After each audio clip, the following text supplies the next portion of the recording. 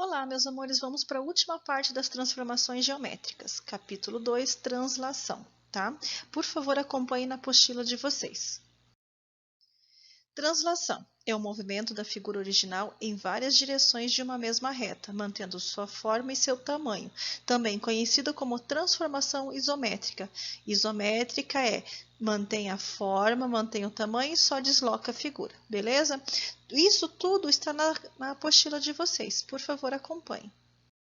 Como eu já falei antes, vocês conhecem essas transformações, nós estudamos o ano passado. É só uma revisão para poder entrar no nosso conteúdo. Então, na página 36, ele tem vários traços. Esses frisos formam as translações, ou seja, figuras que estão sendo deslocadas em um certo sentido. Então, olha só o primeiro friso. Nós temos um friso de azul claro e azul escuro, tá? E nesse friso, se a gente perceber, do lado ele destacou o padrão.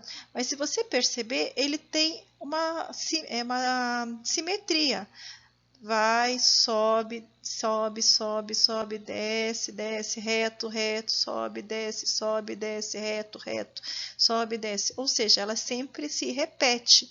Então, se a gente verificar onde está a nossa repetição está a partir daqui. Então, a partir daqui, a figura se transforma novamente, se repete novamente. No segundo friso, é bem facinho de achar. É depois da mãozinha. Parece aquelas mãozinhas egípcias, né? Então, é depois da mãozinha. O terceiro é a nossa ondinha. Também é fácil de achar no friso. No quarto, é bem facinho também achar. É só traçar uma linha reta na primeira figura, você também já acha a sua simetria. E o último é o Tzinho, tá? Tudo isso está destacado aqui do lado para gente. Então, as duas figuras juntas transformam uma simetria ou padrão.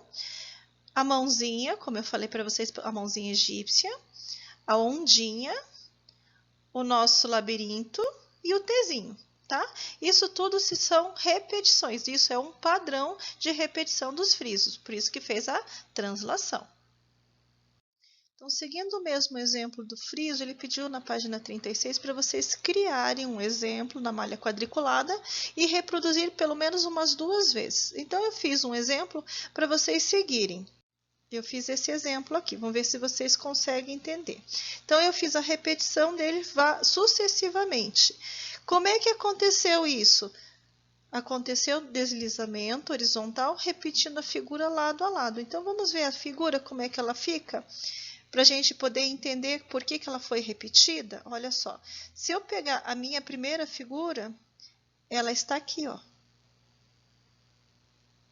E a repetição dela acontece aqui, sucessivamente. Tá? Sucessivamente. Então, eu fiz essas repetições para vocês entenderem como é que forma a figura, tá? Esse friso, com repetições na horizontal, tá bom, meus amores? Essas repetições, ou seja, essa translação também pode ocorrer nas diagonais, ou seja, em vários sentidos. E olha só, seguindo sempre as retas, ela tem que ter um sentido e ela tem que ter uma amplitude. Então, vamos ver o que é uma coisa e o que é outra. Nesse exemplo que eu coloquei aqui para vocês, tenho esses patinhos. Eles estão subindo do ponto A ao ponto B na reta R. Então, quer dizer o quê? Que ela tem uma amplitude. O que é uma amplitude? São as suas repetições. Então, amplitude nada mais é que as suas repetições. Essa reta tem um sentido. Olha a setinha aqui na ponta.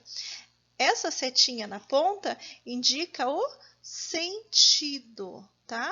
Então, amplitude são as repetições e a setinha indica o sentido, beleza? Deixa eu ver aqui mais. Isso sempre vai acontecer nas nossas figuras. Então, veja o exemplo aqui do lado. Na figura original, produzimos uma translação de 3 unidades seguindo a direção da reta R, no sentido de A para B. Como fizemos translações sucessivas, cada figura formada sofreu essa mesma transformação, produzindo a próxima figura. Então, eu saí da figura 1, que é o meu patinho mais escuro, fiz a translação para a figura 2. Da figura 2 foi feita a translação para a figura 3. E da figura 3 foi feita a translação para a figura 4, tá? Então, isso foi uma translação na diagonal, beleza? Pode acontecer também a translação na direção da reta X, tá? Esse exemplo aqui, ele pede 4 translações, só que eu fui fazer só dá 2. Então, em vez de 4, vocês risquem aí, e escrevam 2 unidades, porque só dá 2 unidades dessa figura em relação à reta X, tá? No sentido da esquerda para a direita, ou seja, nesse sentido aqui, tá bom? Então, olha só como que fica a nossa translação. Fica dessa forma. Viu como só dá para fazer 2 figuras, não dá para fazer 4? Então, na página 37, só 2 figuras. Olha só que legal agora. Exercícios, lição de casa para amanhã. Página 37, exercício 1, 2 e 3. E página 38, exercício 4, 5 e 6. Tá? Para amanhã, por gentileza. Seguindo essas mesmas orientações. A orientação da translação do friso e a orientação da diagonal, da translação das diagonais, tá? Seguindo sempre o caminho da reta, beleza? Agora vamos ver transformações combinadas. Nada mais é que um estudo na malha quadriculada de transformações da mesma figura. Eu tenho a figura 1 e a figura 2. Olha só o que aconteceu. A figura 1 é o oposto da figura 2, então ela foi refletida. E quando ela é refletida, ela se transforma em reflexões combinadas. Tá? Então, é reflexão junto com translação. Então, primeiro eu faço a reflexão, fiz a primeira figura. Agora eu vou fazer a segunda figura. Quais são as segundas figuras? Ela parte daqui, ó. Aí daqui para cá é uma translação. Então, primeiro eu fiz a reflexão. Depois que foi feita a reflexão, eu consegui fazer a translação, que é a repetição dessa mesma figura, só que no sentido X. Feita a translação dessa primeira, eu consigo fazer a translação da segunda figura. Ou seja, eu consigo fazer as próximas transformações a partir da translação da primeira reflexão. Tá? Parece complicado, né, gente? Mas não é, não. É bem tranquilo. Vamos ver os exemplos. Olha só. Imagine a figura 1. Tá? Então, eu vou fazer a primeira reflexão. O que seria a reflexão? A figura invertida. Então, os pontos delas vão ser espelhados. Reflexão é figura invertida. Beleza? A partir desse momento, eu consigo montar a minha figura. Porque se eu refletir, vou refleti-la novamente e montar todas as minhas figuras. Ela sempre vai ser feita a partir da primeira. Tá? Aí, olha só o que ele pediu aqui, ó. Uma reflexão deslizante é a combinação de uma reflexão e uma translação. Isso que a gente acabou de falar. Acompanhe a explicação. Primeiro, fazemos a reflexão em torno do eixo vertical da figura 1 e obtemos a figura 2. Isso a gente já tinha conversado também. Aí, depois, ele fala assim, usando a figura 2 como original, a figura 2 está aqui, ó. Eu estou marcando a setinha na figura 2. Ele pediu para usar a translação horizontal em 24 unidades. Ou seja, eu tenho que contar 24 casinhas até chegar na figura 3. Tá? Para fazer essa faixa aqui que está prontinha aqui embaixo que eu acabei de montar para vocês.